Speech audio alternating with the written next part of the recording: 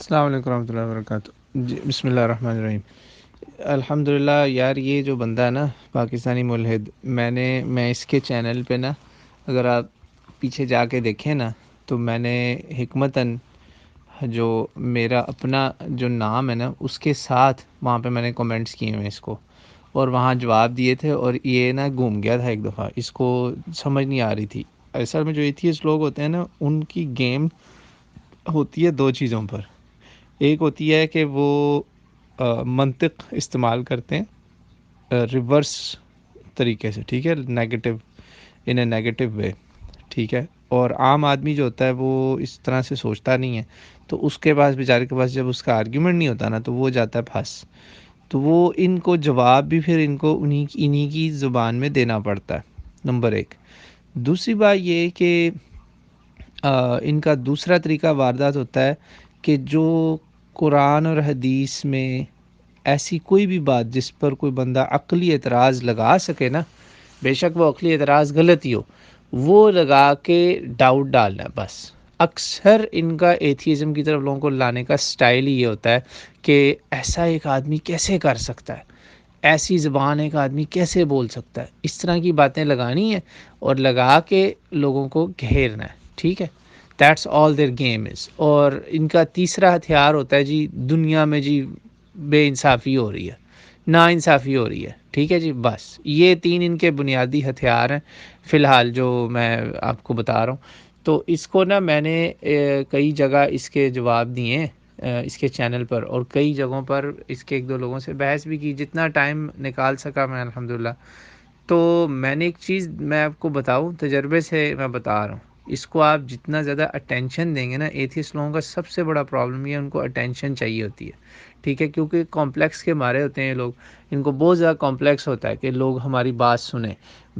ویسے تو کہتے ہیں جی ہم ایتھیسٹ ہیں، کسی کو بادر نہ کریں نہ کریں، بھائی جب آپ ایتھیسٹ ہیں تو پھر آپ دوسروں کو کیوں بادر کر رہے ہیں؟ آپ اپنی مرضی سے ہوئے نا، تو دوسروں کو بھی اپنی مرضی سے ہونے دیں۔ آپ کس وجہ سے اس کی تبلیغ کر رہے ہیں؟ بیسیکلی یہ بھی ایک نیا ریلیجن کی طرح اس کی یہ پریچنگ کرتے ہیں، ملحد۔ تو ملحد کا لفظ قرآن میں بھی موجود ہے، تو بہرحال قرآن کو تو یہ لوگ مانتے نہیں ہیں، تو اس سے ہم قرآن کی اس وقت بات نہیں کر رہے۔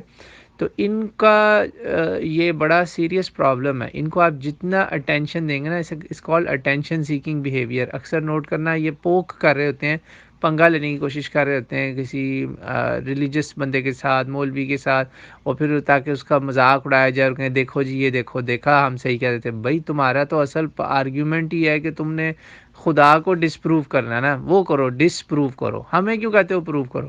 ہم نے پروو کر کے کیا تمہارا فائدہ لے لینا؟ تم ڈسپروو کرو، کیونکہ تم نکلے ہو، تم باہر ہوئے ہو یہ کہہ کر کے خدا نہیں ہے، اس کا ثبوت نکالو، تمہیں ثبوت دینا ہے، ہمیں نہیں دینا، تم نے انکار کیا، ہم نے نہیں کیا۔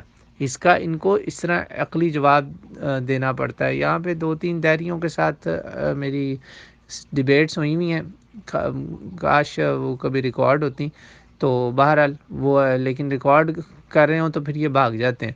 تو اس کا اگر اس کے اوپر ویڈیو بنانی شروع کر دی نا ہم نے، اس کے فالوورز اس وقت ہیں، سبسکرائبرز 20-21 ہزار، آپ یقین مانیں وہ ہزاروں نہیں پھر لاکھوں میں جائیں گے۔ اور خاص طور پہ محمد علی مرزا صاحب جیسے لوگ، ان کو وہ جو تھا عمرت، پتہ نہیں کیا نام تھا اس کا، پاگل کا، اس کے جب انہوں نے بنائی اس کے خلاف ویڈیو، تو اس کے آپ دیکھیں فالوورز اور سبسکرائبرز کس طرح ایک دم اوپر گئے تھے۔ تو ایسے لوگوں کو اگنور کرنا سب سے فائدہ مند چیز ہوتی ہے۔ ان کے آپ جتنا ان کو توجہ دیں گے، ان کی فین شپ بڑھے گی، کیونکہ یہ ایسا ایتھیسٹ ہے جو بہت ہی میٹھی زبان استعمال کرتا ہے۔ اس طرح کے ایتھیسٹ، یہ بیسیکلی ان کے اندر نا تین چار طبقے ہیں ماڈرن ایتھیسٹ لوگوں میں، آپ دیکھ لیں۔ ان کے ساروں کے نام اس کو مجھے نہیں یاد آ رہے، ڈاکنز تو سب سے مشہور ہے۔ ان میں کچھ ہیں جو بڑی میٹھی زبان استعمال کرتے ہیں اور اس سے وار کرتے ہیں۔ ہی از ون آف دوز جو میٹھی چھری چلاندہ ہے، میٹھی چھری، یعنی سلام بھی کرے گا، ماشاءاللہ انشاءاللہ بھی بولے گا، تاکہ لوگوں کو گھیر سکے۔ تو یہ میرے حساب سے ایسے ایتھیسٹ جو ہوتے ہیں وہ زیادہ جو کہتے ہیں نا کلیور اور منافقانہ ایتھیزم کھیلتے ہیں، یعنی کہ عام لوگوں کے بیچ میں بلینڈ ان بھی ہو جاتے ہیں، اور یہاں یوٹیوب پہ اپنی ایک لائف بھی انہوں نے چلائی۔